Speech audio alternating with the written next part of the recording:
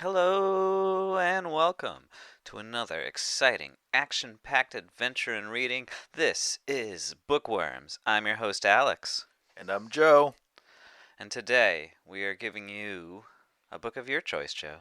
Yeah, one of my choices is a thriller horror called The Winter People by Jennifer McMahon. Is it McMahon or McMahon? I couldn't tell. McMahon. McMahon? Confirmed? Confirmed Confirmed. kill? Alright, I was going to make fun of you for Son of that. my ass. Alright. That's a little translation from Gaelic. So whenever you see that name, you can now chuckle a little bit. I refuse. I see you giggling now. Why don't you tell us a little about this book? Why did you choose this book? So I chose this book because this was picked up off a whim at Barnes and Noble after I had read a couple other books about with winter in the title from people that recommended them, and I saw this book. I'm like, I like books about winter. I'll pick this one. Just totally random. It had just come out, and I really thoroughly enjoyed it. It's probably one of the first books I ever read where in my adulthood that I had truly scary moments in it and had trouble falling asleep. And it was just from cover to cover a pure pleasure, Yeah, I wasn't scared. I'm brave. as he says with a tremble in his voice. So, just a reminder this podcast does spoils a lot of it. So, if you haven't read this book, I highly recommend you do before you listen to this podcast. Because, spoiler alert, zombies are real. They're in central Vermont and they're your dead children. But only if you bring them back. And you let them kill somebody after the first 7 days. Yeah, come to think of it, this book is it gets a little convoluted in places. Yeah. But still a good read. What do you think of it, Alex? I thought it was tremendous. There was great horror. There's cliffhangers. There's action. There are compelling characters. There's very classic horror story tropes throughout this story. This horror. There's very classic horror tropes throughout this story that are very well done, and reading them they don't feel like it's just a rehashing. It's fresh, it's exciting, and it really drives you, makes you want to keep reading it. How does this book compare to my last pick for the other thriller I had you read, The Butcher and the Wren? Well, I feel like The Bitch and the Wren would be a lot more interesting if there were children getting resurrected from the dead. True statement, though I'm sure Elena could have found a way to ruin even that. Yeah, I think she should stick with podcasting. That way I can just not listen to her. Yeah, since you don't really listen to podcasts other than this one. Yeah, listen to it twice. It's damn good. Just gotta get those listening ratings up. Like and subscribe. So let's get into it. Let's start with a quick synopsis, and then we'll get into talking deeper into the book. So, Alex, why don't you start us off here? When does this book start? This book starts in 1908, way back when.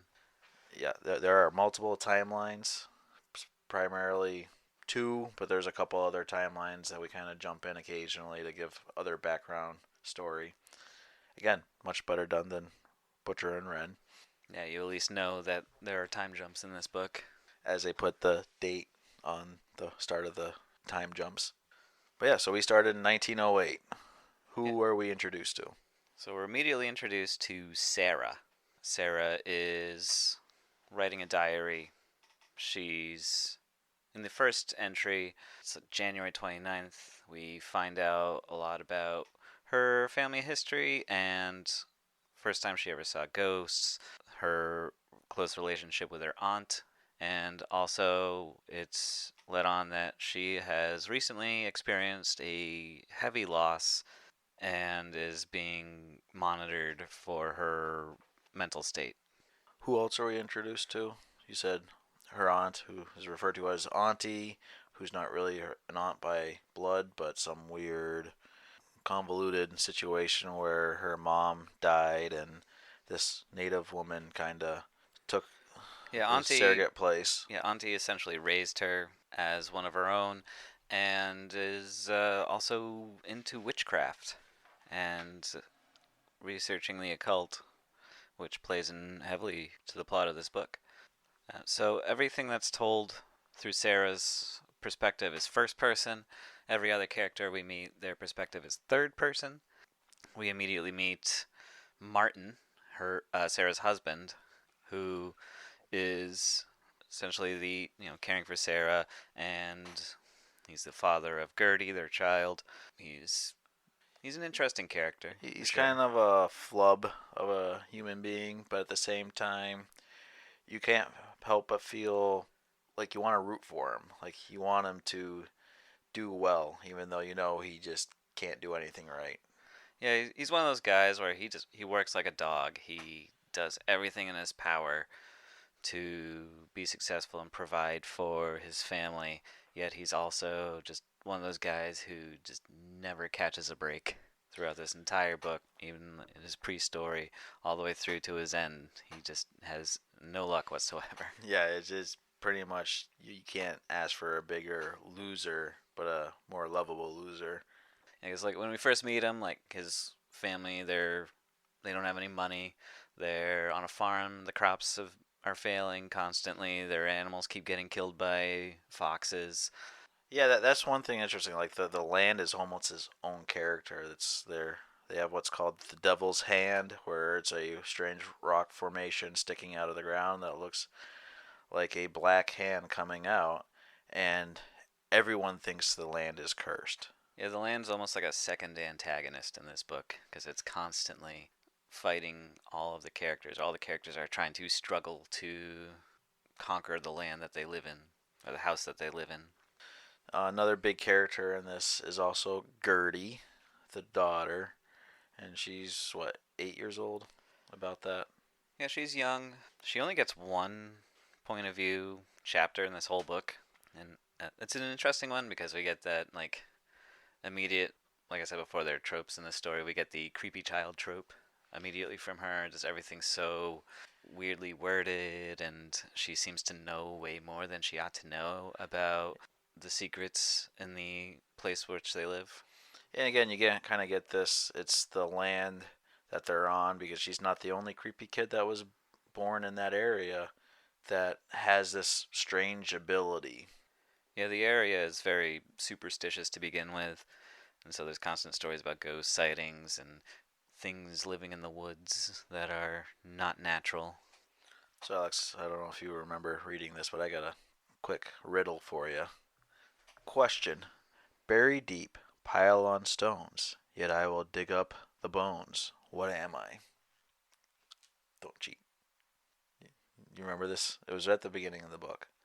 Very deep, pile on stones. Yet I will dig up the bones. Yet I will dig up the bones. I don't know. Memories. Memories. So kind of a good tonal for the thing, for the whole subject of the book, because that's kind of one of the overall arching tropes is death and remembering those that have passed and dealing with that loss. And that definitely gets dealt with very heavily in this book, especially with Gertie when she dies, and then later we'll talk about some of those deaths that get people, really doing stupid things and messing with the natural order of things. And basically every character is dealing with some sort of loss in this story, which Sarah's big loss, we find out in the end of part one here, is that she loses Gertie. Gertie dies. Yeah, and it kind of, we don't know if the husband went insane and killed her or if it was something else, but it definitely leaves it hanging there. Yeah, it's hinted throughout that Martin had some sort of hand in it, because there's this whole thing where he finds a ring and he It's doesn't know Auntie's ring. Yeah, it's Auntie's ring. He doesn't really know it. Sarah keeps telling him to put it back in the ground where he found it, but he doesn't do that, and then Sarah winds up dead, and later on they find the ring in her pocket. And You mean Gertie winds up dead? yeah, Gertie winds up dead, and they find the ring in her pocket. So there's some hints that, or at least some paranoia within the story, that Martin might have been the killer, or there's some sort of malevolent spirit that killed her. Yeah, and Martin had been chasing after a fox that kept breaking into the hen house and murdering all their chickens, which is a huge deal for them because it means basically them starving to death. And he ends up tracking it all day, shoots it, kills it, skins it, hangs the really mangled skin on a nail in the barn, and when he comes back, it's Gertie's scalp. And he can't find the ring anymore that he had left in his pocket, and all he can find is basically sections of Gertie's scalp. And he's trying to hide it from Sarah because he's freaking the frig out, as one would do, who thought he killed a fox and then sees that it's transformed to your daughter's hair. Yeah, and all of this has happened in the first 50 pages of the book. Yeah, it's definitely densely packed and moves at a fast pace, which for a thriller kind of book, horror book, that's definitely something really good. After that, we meet a whole new set of characters because we have a large time jump of almost 100 years, Basically, give or take. present day is what they call present it. day. Which, stylistically writing, that's a very clever way of doing it because it keeps the book from like getting too dated too fast. Because if Yeah. it's like the book came out in 2014. And And there's some stuff that dates it just because technology, even in the last 10 years, has changed so drastically that you can pick it up, especially if you lived through it and you're like, hey, I remember that now that you mention it. I haven't thought about that since 2014. Yeah. But yeah, so let's talk about these new set of characters, Alex. All right, so we meet Ruthie to start with. Yeah, she's our main 19-year-old protagonist. Ruthie, our main character in this whole thing. So naturally, you meet the main character 50 pages into a book all the time. Again, well done.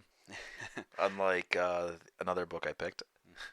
Yeah, I did want to point out the writing style that McMahon does because she's very good at establishing character relationships throughout this book really fast.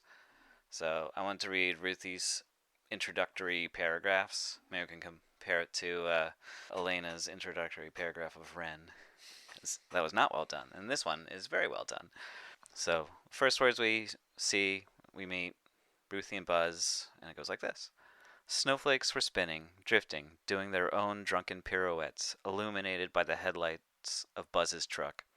The studded tires bit into the snow, but he took the corners fast enough that they fishtailed dangerously close to the high snowbanks that lined the single-lane dirt roads. Turn off the lights, Ruthie said, because they were close now, and she didn't want her mother knowing she was out past curfew again. She was 19 years old. Who did her mom think she was anyway, giving Ruthie a goddamn curfew? So in just those two short paragraphs, we learn a lot about Ruthie. We get her age, we get that she's dating somebody, and we get that she has a conflict with her mother. Yeah, it makes it all interesting, and you want to learn more on all aspects. I do have to say, I kind of wish Buzz was a bigger part of the story. We were talking about it a little bit before we hit record. But Buzz initially comes off as that loser, redneck, townie that isn't going to go anywhere, no education, nothing. And then as you get to learn more about him, he ends up being probably the most solid character, best head on his shoulders out of any of one. And he just disappears. Yeah, he winds up being this really smart, insightful, helpful person, and he's this, even though he's not really much of a career guy, he's a very talented sculptor. Like, he makes metal sculptures out of scrap metal, and he winds up being this really cool guy. But yeah, he just disappears halfway through the book. I mean, never to be heard from again. I mean, he does like to look for aliens, and we actually learned pretty quickly that he had seen a sleeper. He just thought he saw Gertie essentially, and he thought it was an alien, one of the Greys. So him and his buddies get drunk by the Devil's Hand looking for spaceships every weekend. Yeah, I would have loved to have learned more about him. That would have been a fun read. Yeah, I mean, you could have had a whole book just on him. But no, we got Ruthie, and Ruthie's pretty interesting on her own as well. Ruthie's definitely a total badass too. It's just missed opportunity. Yeah, she's 19, trying to find herself, wants desperately to get out of the town that she lives in, go off to college, and become her own person. But yeah, she gets home and she realizes, hey, mom's not here. What's going on? This is strange. Mom's misreliable. She's always sitting in her chair, glaring at me, waiting for the next conflict, but she's missing. Ruthie's drunk, doesn't think much about it till the next morning, where she's still drunk, but realizes mom is still missing, and her little sister Fawn is sick, and now she's in a spot of trouble. Fawn's another. She's very similar to Gertie in many ways. She's 6 years old, and again, just she has a creepy doll that she carries around. Seems to know way more than she ought to about the goings ons around their house. Yeah, and none of this is ever really explained, other than she was born on the property. Essentially, Ruthie and Fawn's parents moved there on a whim, or what we're told initially is a whim. Turns out to be a little bit more complex, but they raise the girls. Fawn is born there, and she has kind of this uncanny ability that all these children, female children that are born on the property, seem to have this magical attuning. Yeah. So we got Ruthie. She's trying to find herself, and we also have in the present day we have a second perspective character, Catherine. Yes, a Bostonian adult woman who has lost her son and her husband. Her son several years before we meet her, and her husband several months. The husband, it's kind of a mystery to her why he was where he was when he died. Because again, they're from Boston, but he had suddenly took a trip to central Vermont to this town, lying to her, saying he was going to do a wedding shoot in Connecticut, I believe, or something like that. Yeah, so the last thing he ever did was lie to his wife, and then he dies in a car wreck. And there's a lot of mystery behind that because she finds out he dies in Vermont, which is nowhere near where he was supposed to be. And so Catherine moves up to Vermont to kind of be a sleuth and figure out what her husband was doing when he died. And if you think about it, or at least when I picture her, she would fit in perfectly in that sort of town with the lady with the crazy hair, doesn't quite shower or maintain everything very often. Typically older middle age, like think 40s, and just artiste type. Yeah, she's like an artist. She makes like miniature landscape scenes. Yeah, it sounds like she does all sorts of different work, but lately she's been doing what's the thing, the shadow boxes, and she's trying to recreate her dead husband's last movements in town, and she slowly starts to crack through the case as she finally gets out of her tiny apartment and starts exploring the town. All these characters in the modern day are brought together through that mystery because we find out that Catherine's husband was meeting Alice, Ruthie's mother, and so Catherine's mystery lies deep with Ruthie's mystery, which Ruthie's mystery is where's Alice? And so they're almost joined together to solve each other's mysteries. And we also meet another character named Candace, who's just a complete wacko.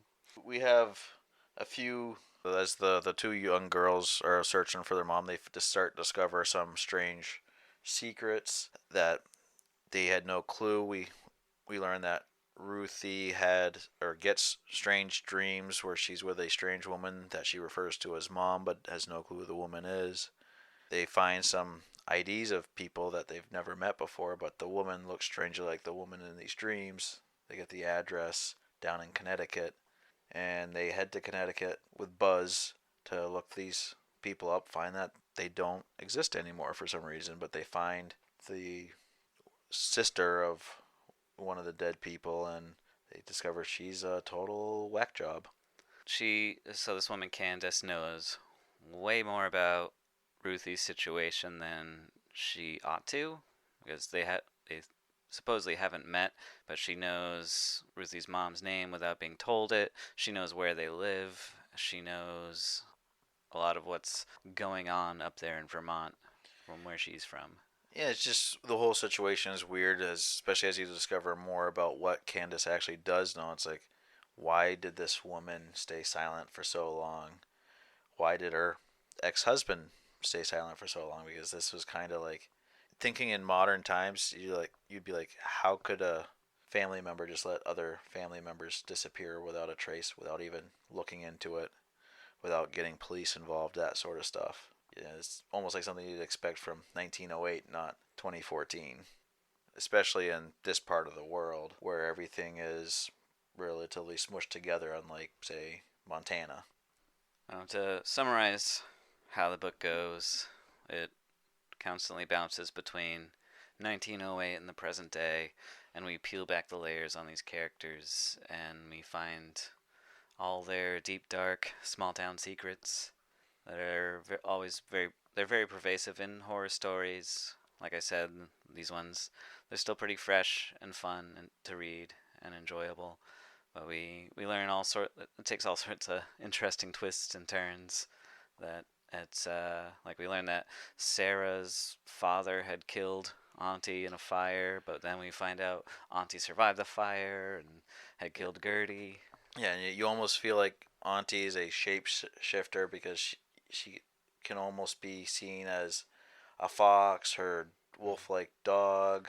Yeah, when it's She can see into the future, so she's very mystical. She's Native American. She came from Canada, but lives right next to the Devil's Hand, which just makes her even creepier. yeah, and when it's revealed that she's still alive, like I wasn't sure whether she was one of those sleepers that was now awakened and like zombified, but no, she just survived and she was secretly terrorizing Sarah and her family Yeah, for revenge for what her father did. yeah, the realistic magic in this, where you never quite know if it's magic or if it's just smoke and mirrors, and there's a lot of both, which and it's very well mixed. Mm-hmm. And so building up into it, when you finally learn what is what, you could really go either direction.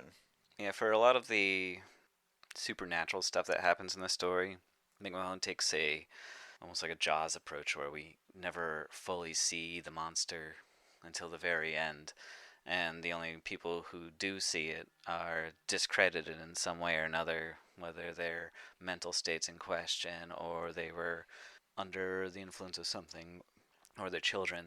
So we never fully like is it a monster? Is it something different? There's like this whole building mystery throughout. And we find out it's a little bit of both because Gertie does get magically resurrected.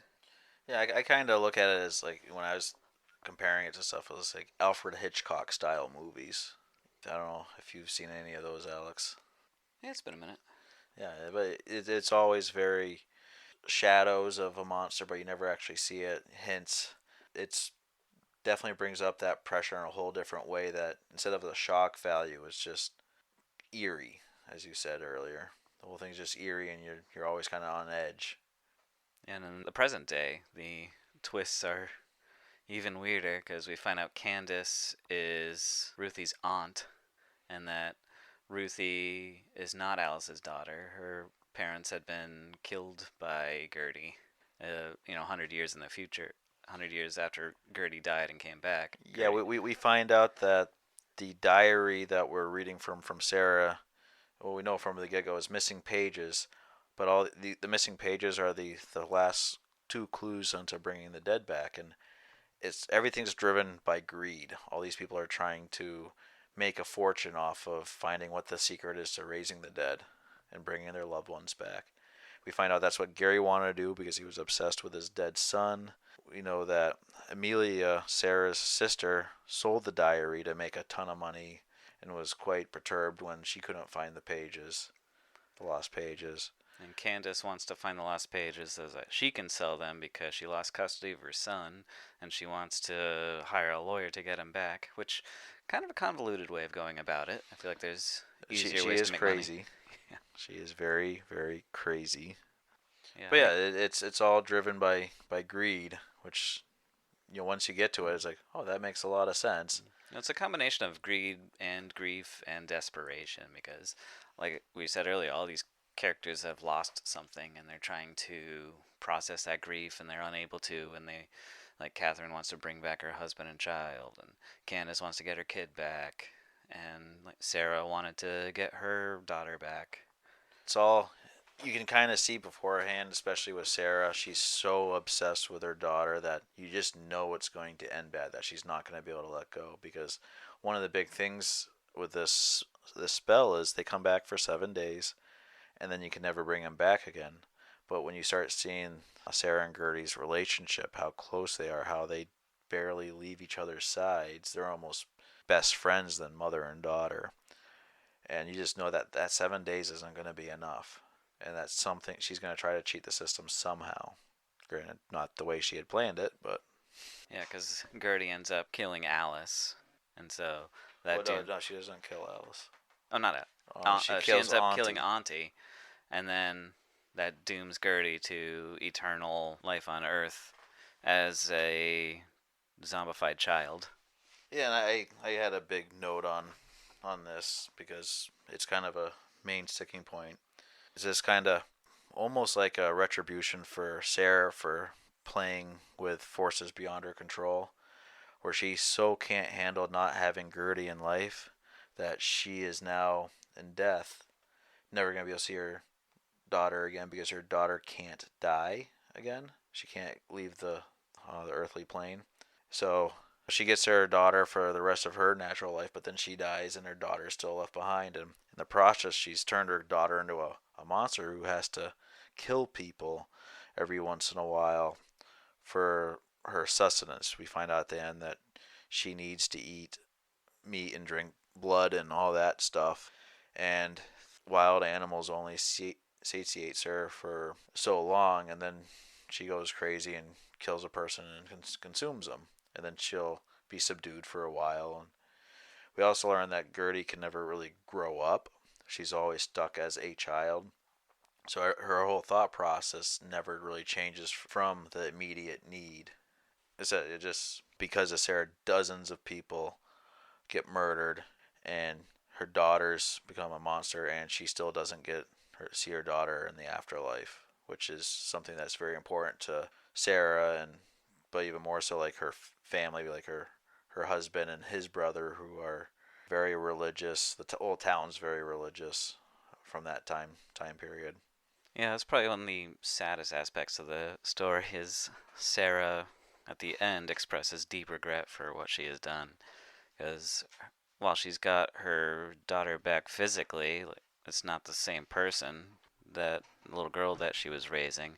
Also, she's sacrificed her entire life for this thing that's no longer her child. Because Martin dies, Sarah is legally dead because she fakes her death, and they have to survive living in caves and not living off the land. And Sarah has to basically haunt the town that she used to live in order to help her child survive and also to make sure that nobody else makes the same mistakes that she did. I always felt that Sarah was kind of childish herself. She's very selfish in a lot of ways.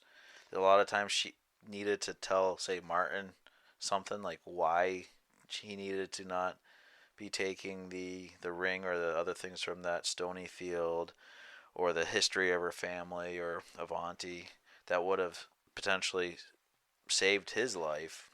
Yeah, Sarah has a very like the way she is written. Like all of her sentences are very short, declarative. They're very childlike in nature. She explores simple concepts. She has trouble processing difficult ideas, and kind of like we talked about with the Clockwork Orange, like with Alex wanting to get out of jail, so he signs up for a thing that he doesn't really think about the consequences of it. She also wants to do something. She knows what the consequences are going to be, but she still does it anyway. Yeah, in a way, Catherine kind of mirrors her as a more mature version, but even she's seeing the consequences of Gertie and of Candace, and reading the journal, still ends up bringing her husband back, even though you kind of get a feeling it kind of just ends with her seeing him, but you get a feeling that is 7 days really going to be enough? Is he going to come back and be the person she thought he was or used to be? Is he going to come back and he's like, now we need to bring our son back and all that stuff? Yeah, if this book had a sequel, she would probably become the antagonist of that sequel because she discovers the secrets of the diary and she uses them and perpetuates the that cycle of grief and loss and death that we find out Alice was trying to prevent by living there because she was taking care of Gertie's needs to help save everyone else from that. Yeah, we find out that Ruthie is loosely related to Gertie and Sarah because she's the great great great or whatever grandchild of Amelia. So it kind of brings it back to the family, but it's just again one of those sad things where that family's cursed forever having to take care of this child. Sarah never destroyed the evidence on how to not bring sleepers back to life, so that allowed for Catherine to do it. And then Alice, Uh, Alice also did not destroy well, the she didn't have pages. all the stuff. She only had some of it. But by the end, you get Fawn and Ruthie are like, no, this needs to get destroyed. They destroy it, not realizing that Catherine had photographed everything and has everything, and she's planning on selling it now to make boatloads of money. You almost hope her husband Gary kills her and has to live the rest of his eternity in damnation just to keep her from doing something stupid. You know what was the most ludicrous thing about this whole story? Was like Candace is has like taken Catherine, Ruthie, and Fawn hostage. Like she has a gun up to them and to like take them to the cave and retrieve the pages. And somehow during that time, Catherine manages to find a dead rabbit, pull out its heart for the necessary sacrifice, and then sneak off on her own to perform the ritual. Yeah, it was definitely one of the weaker plot points that Gertie It had to was help so him dumb. leave a dead rabbit behind, or a fox leave a dead rabbit behind. But again, it almost came together as like, is this the land pulling its mystical stuff on it to feed the monster to keep perpetuate? So Yeah, again, yeah, I said that the land is almost its own character. yeah. For the supernatural aspect with Gertie coming back as a zombie, there is a lot of other magical realism where there's something more than just natural occurrences happening. There were a couple points that did bother me. One was, have you ever heard of a K turn? I'm not. I'm assuming it's a 3 point turn. I could kind of see how you would, call it a K turn, but I've never heard that term before till second time I read this book. I'm like, K turn. What the fuck is a K turn? I Is even that a put the book down. Look up to Becky and be like, Becky, have you ever heard of this?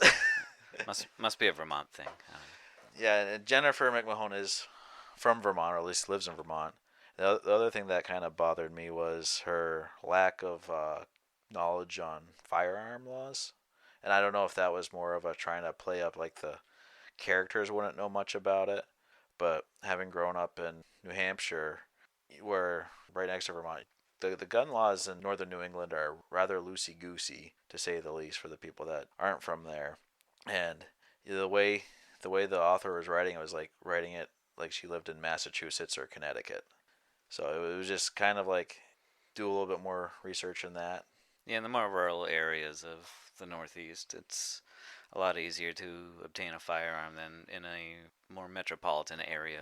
And just the gun culture is such that even if you don't own a gun, you tend to know a fair amount about it because you know a lot of people that own guns and do a lot with their guns, especially if you've grown up in that area.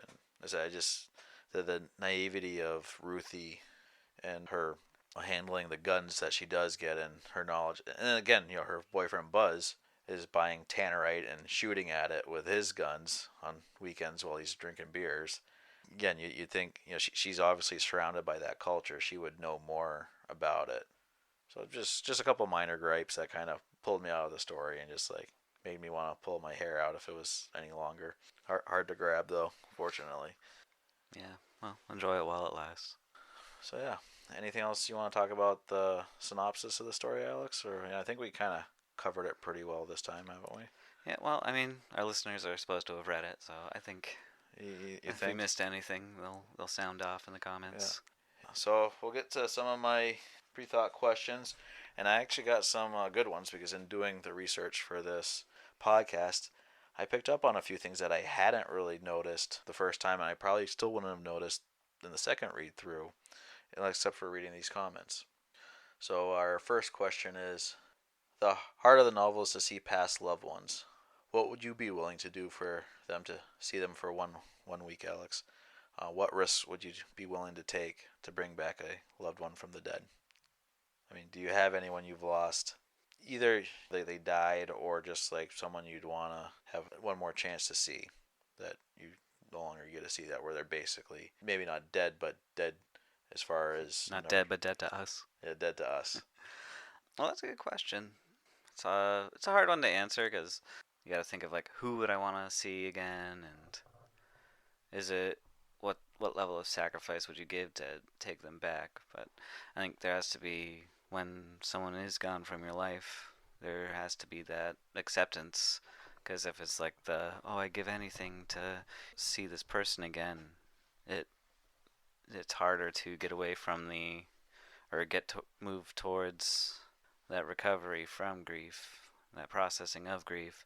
Now, I never, like in this story, like Sarah loses a child, and she's willing to give everything to get that child back, and that's also understandable.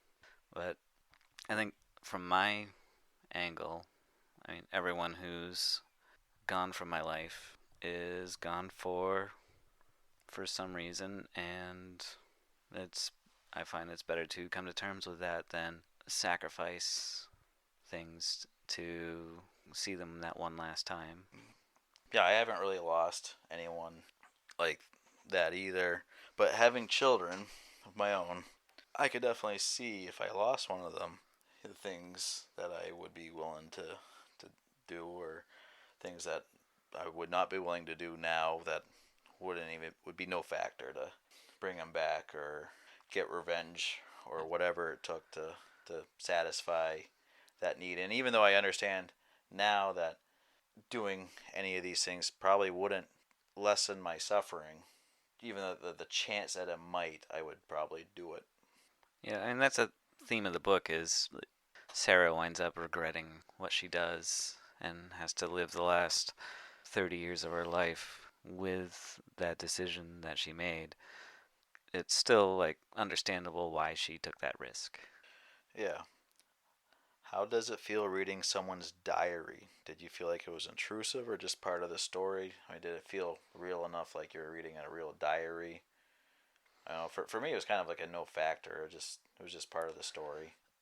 Yeah, I mean it's a work of fiction. Have you ever Sometimes it's read? written in diary form. Have you ever read someone's actual diary, with or without them knowing? I mean, I've read. You've read your diary and you're like, this is terrible. Yeah, I'm like, oh, who is this sad guy? Picture me in it. No, I've never read someone's like diary unless it was a published work already. Okay. I plead the fifth. What are your thoughts on the alternating timeline? And I kind of already said it, but what are your thoughts on how McMahon did it better than Elena? So I enjoyed the alternating timeline. It wound up being very good, and also kind of it got a little worn thin towards the end because They were doing a lot of jumping. yeah, at the in end. true thriller fashion, every chapter ended on a cliffhanger. It was just cliffhanger after cliffhanger after cliffhanger, which stylistically, that's very common in mystery thrillers because you want to find out what happened, and it keeps you reading the next page, next page, next page, and she does that very well. But at the same time, it's also exhausting because you're like, you leave the characters, like Ruthie's got a gun to her head, and then all of a sudden, oh, we're back in 1908. Yeah, and and it if just you keeps like, doing that over and over and over again. And like you pointed out, first 50 pages of the book, we're in 1908. Second 50 pages of the book, we're in the present time. And it just, two-thirds way through the book, all of a sudden it went from big chunks of the story you're getting out of each timeline to literally every chapter, every 3 to 4 pages, you're jumping a timeline. Yeah, and that's a common thing you'll see. Like they do it in movies all the time. They have perspectives, and then when they start coming together, the perspectives get shorter and shorter and shorter as the storylines begin to merge together, which is it's really cool. I made a note of that myself. But it's also, I think she went a little overboard with putting her characters in dangerous situations just so she can end a chapter and make you want to read the next chapter. Yeah. Compared to Butcher and the Wren, I can't think of a single cliffhanger from that book. If there were, they weren't very good. It was like the 372 pages version of a cliffhanger that they always joke about, Yeah. where they leave a cliffhanger and then literally the next sentence or two in the next chapter, it's resolved. No factor. It was never going to be a factor. It was just okay. We just needed to end the chapter at a tense point so we can start the next chapter and go a completely different direction. Yeah, it's kind of like what they used to do in like the like early 2000s television, like Breaking Bad, for example, like always ended on a cliffhanger, and then that last 10 minutes of that episode is resolved in the first 10 minutes of the next episode, and then it moves on with the storyline. And I think that's why that movie's or that TV show is it's difficult to binge watch because of that, because it's frustrating. It's like cliffhanger, cliffhanger, cliffhanger, and it just always gets so quickly resolved rather than you have to sit for a week and then watch the next episode. I had a sci-fi show. I think it was called Dark Matter that me and Becky watched for a while, and it was literally you'd watch an episode. The first quarter to a third of the episode was resolving the previous episode, and then the end of it left it on. The next 2/3 basically was the next episode. But literally, if you just shifted everything 10 minutes, you literally have resolution after at the end of every episode, and it'd just be a normal show of problem solved at the end, and go to the next week because they're just not they're episodic. They're not flowing, so it didn't matter that they were tied together, and it would get very annoying. He's like, okay, now we gotta wait that week for what we were thinking we were gonna get in one episode, and then halfway through that episode, you jump into a completely different episode. So, anyways, how does the home affect Alice when she moves into Sarah's house? Do environments change people, or is it something else? Well, Alice goes almost off the grid when she moves into Sarah's old house. Like she becomes a farmer. She sells eggs for extra cash, but otherwise she doesn't make or spend money. So like her family's always poor. They're forced to live off the land rather than be part of society. And it's almost like a self-imposed exile that she has put on herself. When we meet her, her husband's been dead for 2 years, and she's almost completely alone. And like that's a big source of contention between her and Ruthie is why is You mean Alice's husband's been? No, her husband died when Ruthie was like 5, so they've I thought been he dead. no I Yeah. thought he'd been only dead for like 2 years. Oh no, okay, yeah, you're right. Yeah, her husband. Yeah, yeah. It was their friends that died at 15 years before. Yeah. So yeah, then that's becomes a point of contention between Alice and Ruthie because Ruthie doesn't understand why Alice is living the life that she has chosen until we find out that she's taking care of Gertie.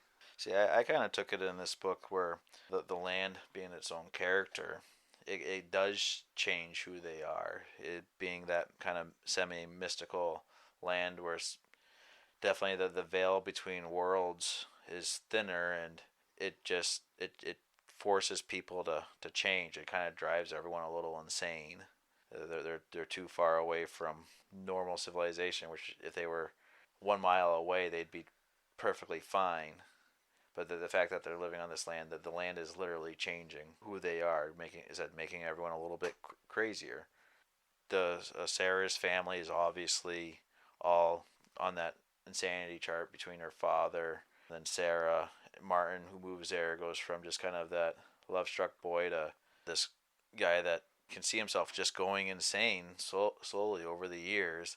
And at the peak of it, he has no clue what reality is anymore. And when Alice moves there, obviously we learn at the end that she's been taking care of Gertie, and her being kidnapped by Gertie is that childish impulse. But how many people would actually say, "Hey, this sounds like a great idea. Let's just move here and take care of this zombie child," and then not kind of slowly go insane, you know? So as I said, just that the land is almost its own character, and it is affecting the people as much as the other characters are affecting each other. Okay, so this is kind of one of the things. So Jennifer McMahon is a bit of a feminist author. I never picked it up in this story initially because she did it so well, but reading some of her other works, not quite as well blended in as this one. But there are many different kinds of strong female characters in the story. What does each successive generation teach to the next in becoming a fulfilled woman? If you want me to go first, I can. Yeah, go ahead. So I kind of felt that, this is one of the questions I pulled off the internet. I kind of felt that they're almost hurting each other, each generation. They're not allowing the girls as they become women to actually be able to grow up and basically spread their wings and do what they want to do, and they're being tied to the land, having to make sacrifices for the previous generation's bad decisions. Especially with Alice and Ruthie. Alice goes to this land, finds Gertie, decides she has to be Gertie's caretaker, and basically just drops it on Ruth. You can never leave here again because Gertie needs you, and she can never grow up. And Fawn's going to be in the same similar boat too. And when they're reading about Sarah, she's the original, sinner, kind of sticking them with this whole problem. And basically, they can never fully develop as a person anymore. They're kind of stuck in this rut. I think with Ruthie, it starts off where Alice does not want her to go to college, forces her to take a gap year, and Ruthie is trying to rebel against that because she wants nothing more than to get away. But in the end, she chooses to stay. So she, in her own way, reclaims that power dynamic where it's her choice to stay. She's going to stay. Whether it's a choice she's happy with or a choice she originally wanted, that's different. But by the end of the story, she is able to make that decision on her own to stay, which that does give her the power. It's when you word it the way I'm wording it, like it doesn't sound like it's much of a thing, but having that ability to choose is. But does she really get to make that decision? Her mom, stepmom, whatever you want to call Alice, kind of guilts her into it. Says, I can't keep doing this, and if I fail, other people in town are gonna die. So you got to do this. And Ruthie says, I don't want other people to die. I don't. No one else can do this but me. Yeah, it's not a great choice, but she is the one who makes that decision in the end. Well, I would say say our mom came up, said, Alex, you gotta live with me for the rest of your life, or else this weird being is gonna go over and kill all of our neighbors. Are you gonna be like, fuck you, mom, or are you gonna be like, fine? I don't know her neighbors. Ruthie doesn't really know a lot of her neighbors either, because she's been kept apart from all of them. Yeah, I don't know my neighbors, but I do know my mom, so the answer is no. Love you, Mom. No, it's not a good thing, and there's also they have the sins of the father in this instance, though it's more sins of the mother because they're having to maintain the mess that someone in there from 100 years ago made, and they're forced to deal with that in one way or another. So yeah, she does make that choice. She does make it on her own. It's not an easy choice, or it's not an easy choice at all. And beyond that, though, yeah, it's hard to say. There's a lot of guilt. There's a lot of pain. There's a lot of loss that drove that decision in the end that Ruthie made. Okay. Martin cherishes Sarah. Does she love him back in equal measures, or does him being an outsider make that impossible? It's like cute in the beginning because like Sarah's when they first meet, like Sarah has this like future vision of them being together, and then they are together. I think she does love and adore Martin. Her decision in the end, results in Martin's death because she shoots Martin, but he survives that, and then he dies by suicide. So she loves him, but she also gets him killed, and she chooses to resurrect Gertie rather than be with her husband in the end. So I don't think that whereas Gertie dies and his focus is on taking care of Sarah, whereas Sarah does not take care of Martin. Martin's kind of the person who takes care of her, and it's not that mutual like team that a couple should be. Yeah, I kind of gather that, as I said earlier, Sarah is very selfish. It's all about her right then and there. And yeah, in the beginning, she's like, "I'm gonna marry you someday. You're the one." And Martin is that gullible boy that's doesn't really have any friends. Kind of follows Big Brother around in his shadow, and he just this is the first girl that's ever talked to him, so he becomes totally smitten with her, and he's like, "Yeah, whatever you want." And in the book, it feels kind of like pathetic. Martin just comes off as this kind of a loser that can't get out of his own way. But in a way, you kind of dislike Sarah too because she clearly has no feelings for him later, and she's truly believing that Martin is the one that killed their daughter, and neither of them can ever kind of come together and even talk about it. They're too busy blaming each other. So I think Martin was willing to forgive his wife if she had murdered Gertie, which just tells you how devoted he was to a fault. Where Sarah was like, I will, if he killed Gertie, I'm gonna kill him and torture him and do everything I can to take my anger out on him, and then bring Gertie back to me, my precious Gertie, and because I need my Gertie. It's not even so much that Gertie necessarily wants to be back. It's Sarah needs Gertie back, not like Gertie's like, I want Gertie to grow up and to be older. It's like, oh, I need Gertie because otherwise I have nobody. Anything else on that one? No, that's all I got. How did you react to Gertie's hunger? What is its significance to the maternal women who must care for her? So I mean, obviously not surprising. She's a zombie, so she wants to eat human flesh. That kind of goes with the territory. Yeah, it goes hand in hand.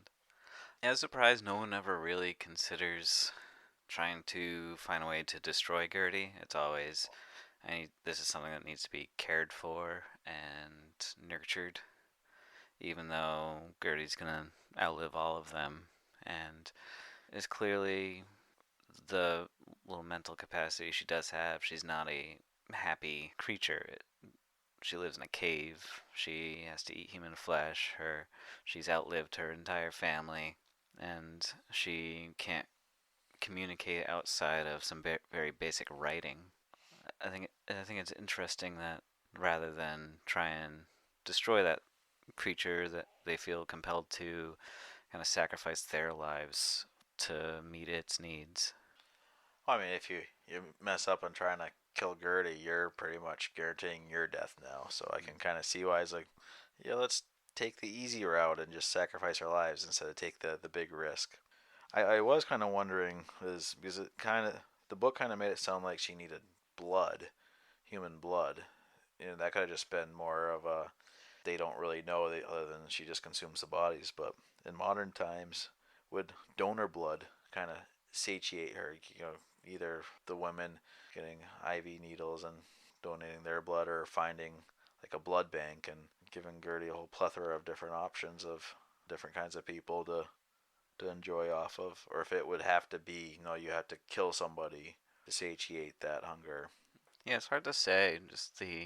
Obviously they're in rural Vermont, so finding having access to a supply of like a blood bank, it's gonna be hard to do, especially because like they're not doctors, they're not clinicians of any sort. They're farmers, so they used livestock and wild animals that they're able to catch rather than finding alternative ways of harvesting human blood. Yeah, I mean, again, enough women that know about this now, and you could say, okay, every couple of months, we all hand over a pint or a couple of pints, and that's definitely something you could get away with.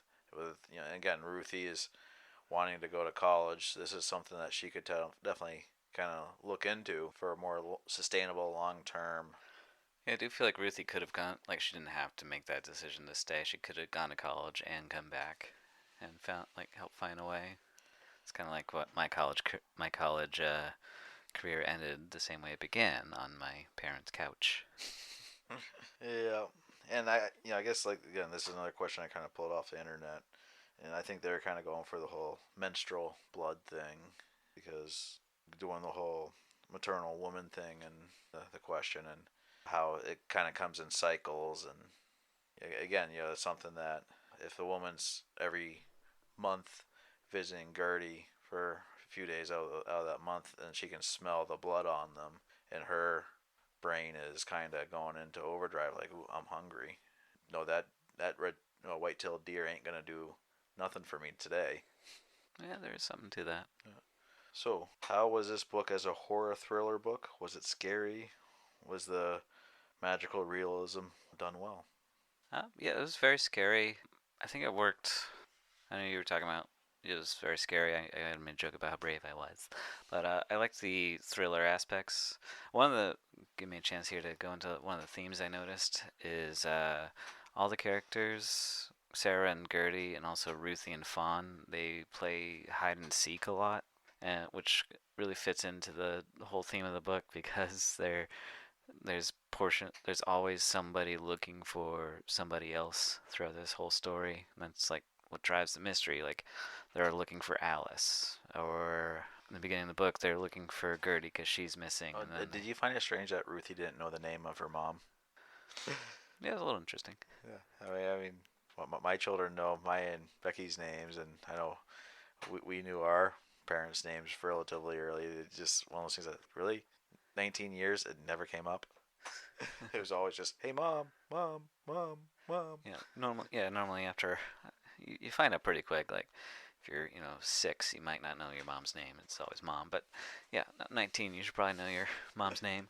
I would think she would have filled out enough paperwork to have to have known her mom's name by then. Well, I mean, I knew my mom's name, but I found out in like 5th grade I didn't know how to spell my mom's name because I tried forging her signature and I spelled her name wrong.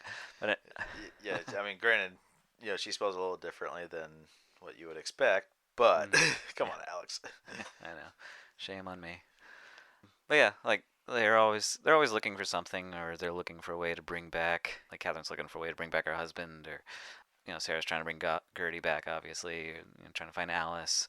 Like hide and seek plays a huge role in this, and it's what it drives the mystery. It's what drives a lot of the horror behind the story, and it's all just really well done. And it couples together well with the creepy dolls and the weird children and the mystical aspects of it all. And I love how, with a lot of those mystical aspects, you don't know until the very end if it's going to be real or not. And it's that whole, it could be either one up until it's confirmed one way or another.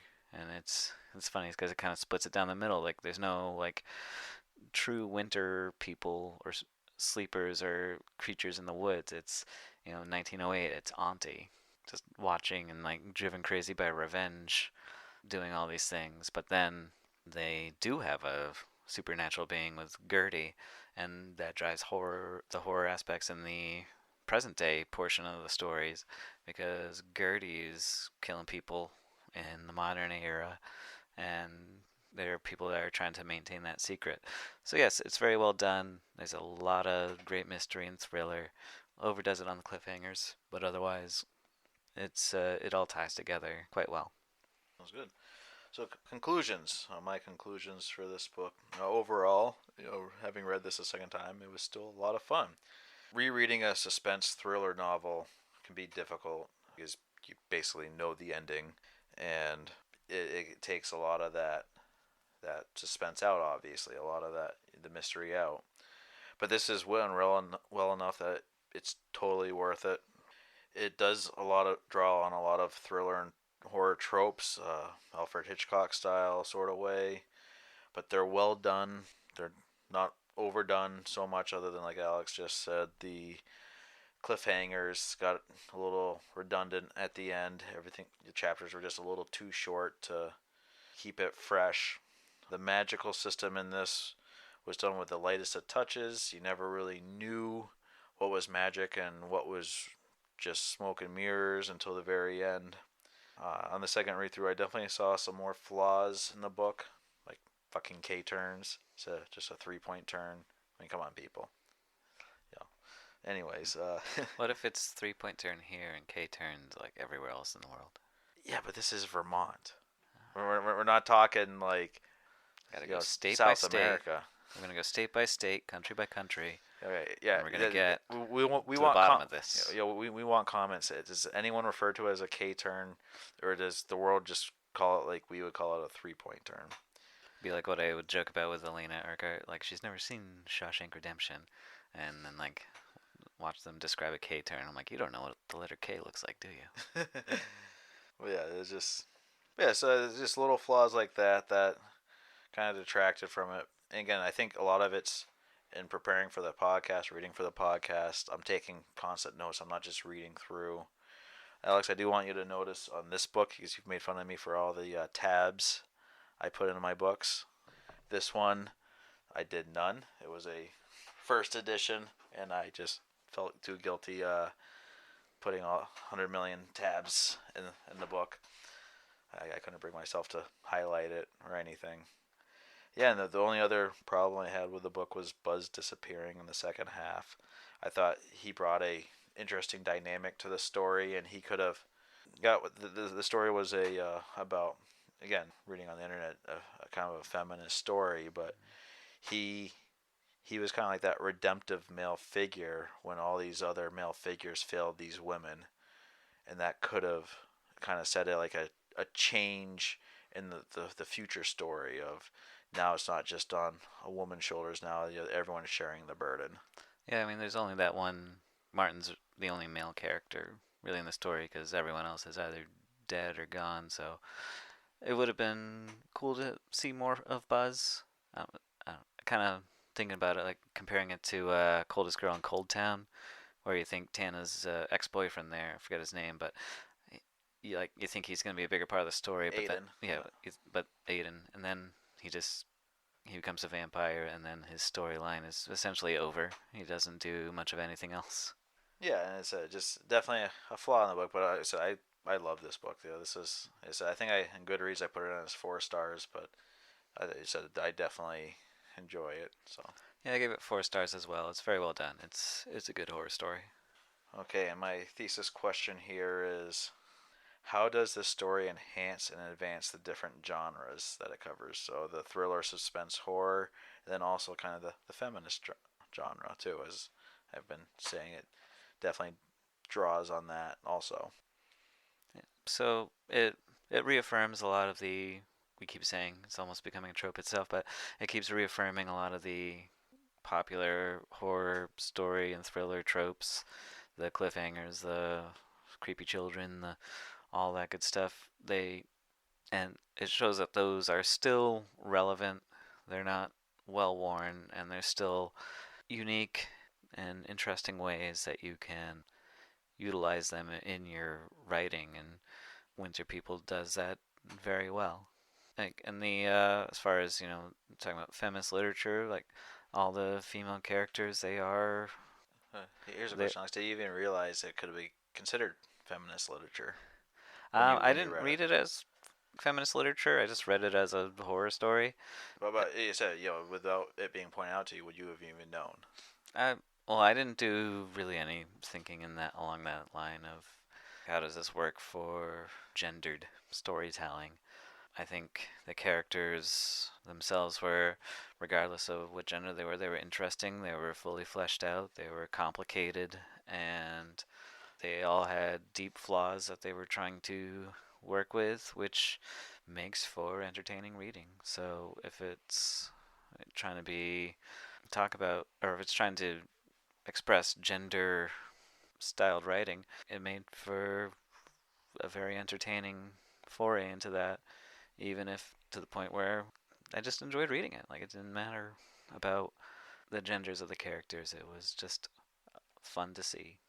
And for me, as a feminist novel, it has a very light touch in that, very elegantly done. I completely missed it my first read through. I probably would have missed it again unless if I had, except for that I was looking up questions, and that was a very big topic on the interwebs on how this is a feminist piece of literature. As far as feminist literature goes, you've read The Power, right, Alex? Yeah. Where it kind of just bludgeons you on the head. And overall, well done story, but it's just very overhanded on the feminism. Where you get something like The Handmaid's Tale, where it's a lot more elegant, but still very heavily in that direction Yeah, of The Handmaid's Tale is very in your face about it, yeah. also, but that's I And we're talking I love The the Handmaid's Tale, book, not the not the show not or the the movie. show. But it's a you say you know it's there, you know it's coming, but the way it's dealt with it. I mean, the story is an amazing story. And that's just a testament to Margaret Atwood because she's one of the big feminist writers, and she's able to get her points across and also tell an entertaining story. Yeah, That's why she's one of my favorite writers. yeah, and then you have this one where it said you can almost don't even need it.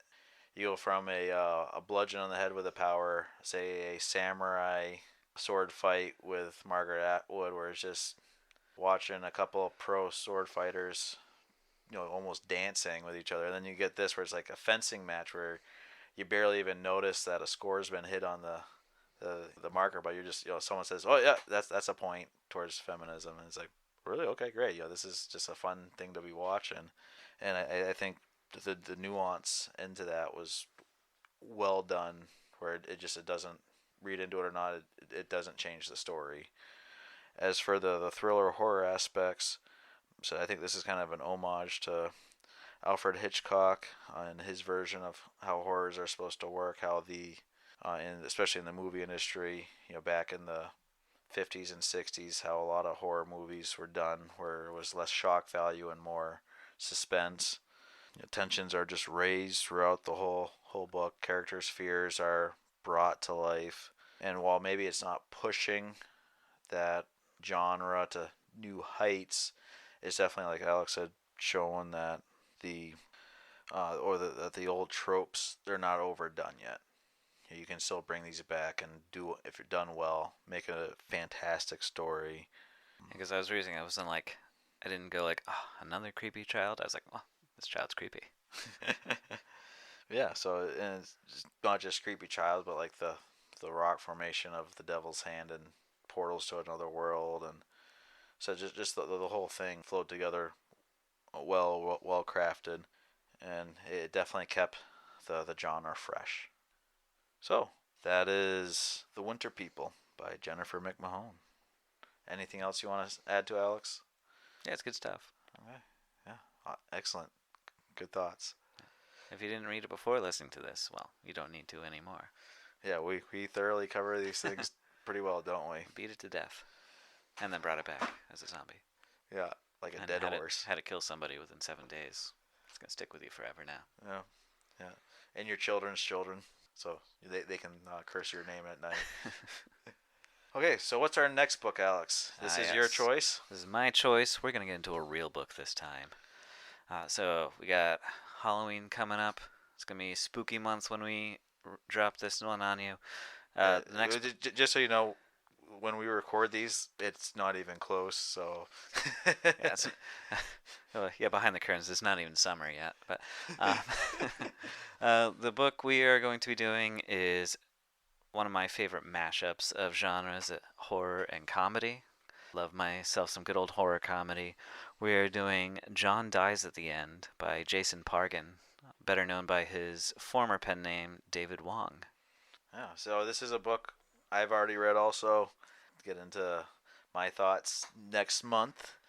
Alex, why don't you just give a quick reason why this is the book that we're doing for this month's reading, other than just it's Halloween. So I've been a big fan of David Wong for a while now. John Dies at My End was my introduction to this author. If you don't know much about him, he used to be like the head editor for Cracked.com. Not really high praise these days, but it was good when he was part of it. And he's got this wonderful sense of humor. He just incorporates silly situations, pop culture references, and just makes this whole zany thing while mixing it all together with like Lovecraftian horror and just really unique ideas that build off of that, and it makes for fun, just kind of a wild ride. Yeah, get ready for poop and dick jokes. That's the kind of highbrow that we go for here. So yeah, so that'll be our next book. A little quick announcement if you're still listening here. I know it's been a while, but we are also hoping to get some bonus episodes out, so where we will either answer questions or comments that you leave us. So definitely be hopping on to the websites and or our email and getting a hold of us, letting us know what you think. Yeah, we're gonna bring Rate us some on special guests iTunes. on. Yeah, we're gonna get some special guests on here that want to talk some books. We might have just random books that we read and discuss like we do now, but we don't give you any warning about, because these are just books that don't, or we don't feel like you need to read, but are definitely worth reading. And maybe just some rambling episodes where we just talk about random things book related.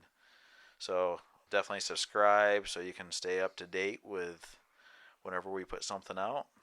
But if not, we'll see you again next month. Yeah. Until next time. Yeah. So email is kendallbookworms@gmail.com. Find us on any of the pod chasers. Subscribe, as I said. Like, rate, write reviews. We have an Instagram at Kendall Bookworms. And yeah, I think that's all of our things that we have right now. For now, anyway. For now. Going worldwide, baby. Yeah. So. Yeah. Well, until next time, I'm Alex. And I'm Joe. And this has been Bookworms.